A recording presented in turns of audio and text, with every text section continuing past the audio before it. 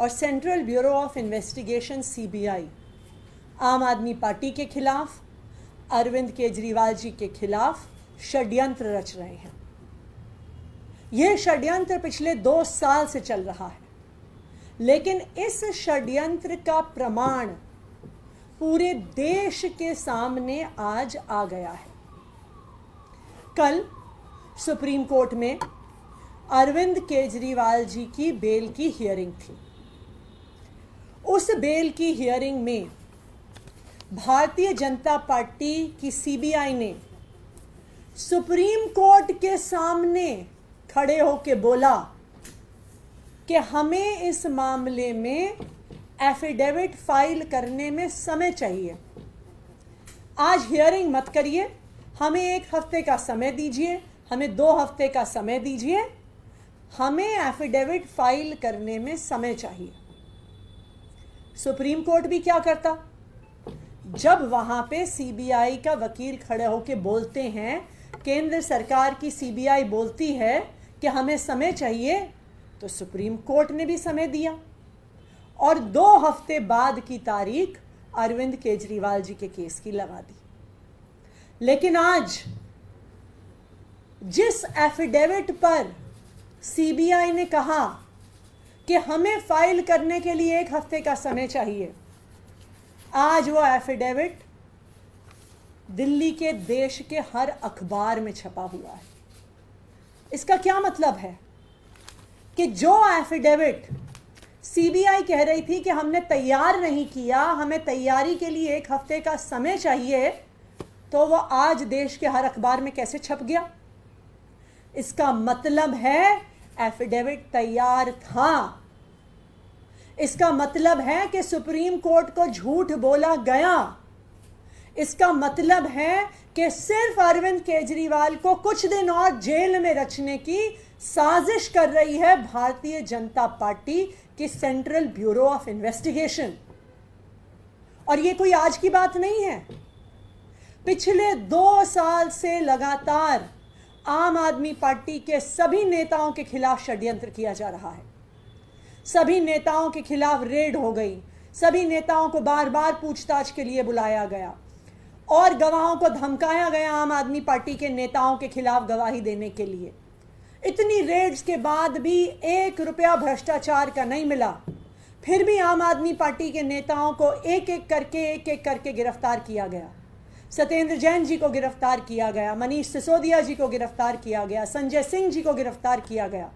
लेकिन फिर भी जब आम आदमी पार्टी की दिल्ली सरकार की रफ्तार नहीं रुकी, तो लोकसभा चुनाव से पहले अरविंद केजरीवाल जी को भी गिरफ्तार कर लिया झूठे मुकदमे में। और आप इस षड्यंत्र को देखिए, साफ साफ भाजपा का षड्यंत्र नजर आता है। साफ साफ नजर आता है कि किस तरह से भारतीय जनता पार्टी ईडी और सीबीआई को अपने राजनीतिक हथियार की तरह इस्तेमाल कर रही है। 20 जून को दिल्ली के मुख्यमंत्री अरविंद केजरीवाल जी को बेल मिलती है, ट्रायल कोर्ट से बेल मिलती है, पीएमएलए वाले मामले में बेल मिलती है, ईडी वाले मामले में बेल मिलती है। उस ऑर्डर के अपलोड होने से पहले ही ईडी 21 जून की सुबह हाईकोर्ट पहुंच जाती है और ऑर्डर आए बिना उस ट्रायल कोर्ट द्वारा दी गई बेल को स्टे करा देती है 21 जून को। 22 जून को अरविंद केजरीवाल जी और उनके वकील हाईकोर्ट के इस ऑर्डर के खिलाफ सुप्रीम कोर्ट जाते हैं स्टे को हटवाने के लिए।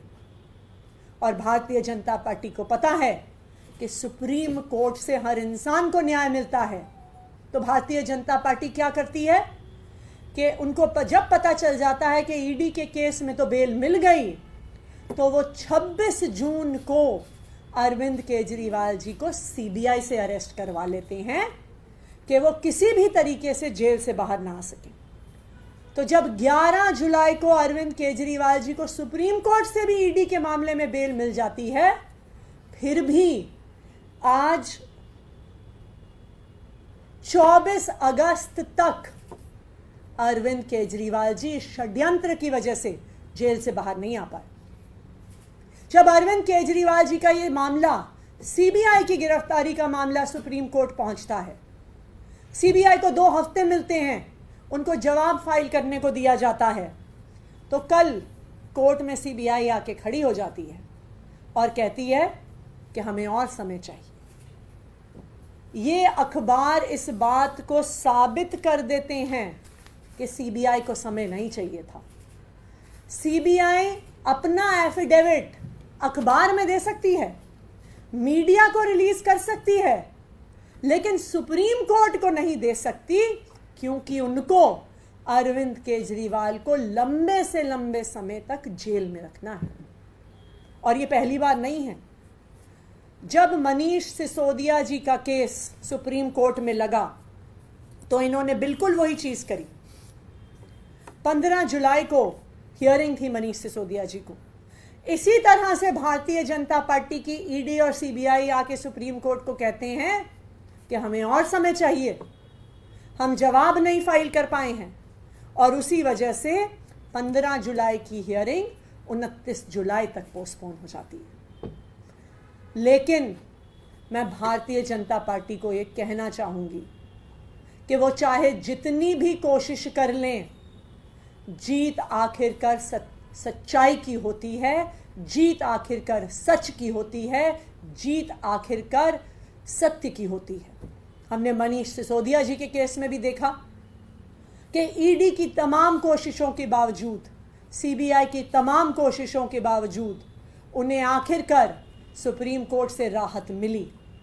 और हमें इस बात का भी भरोसा है कि अरविंद केजरीवाल जी भी जल्द दिल्ली वालों के बीच में आएंगे।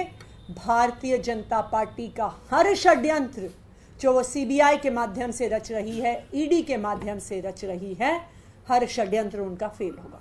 Thank you. खबरों के ताज़ा अपडेट के लिए चैनल को लाइक, शेयर और सब्सक्राइब करना ना भूलें।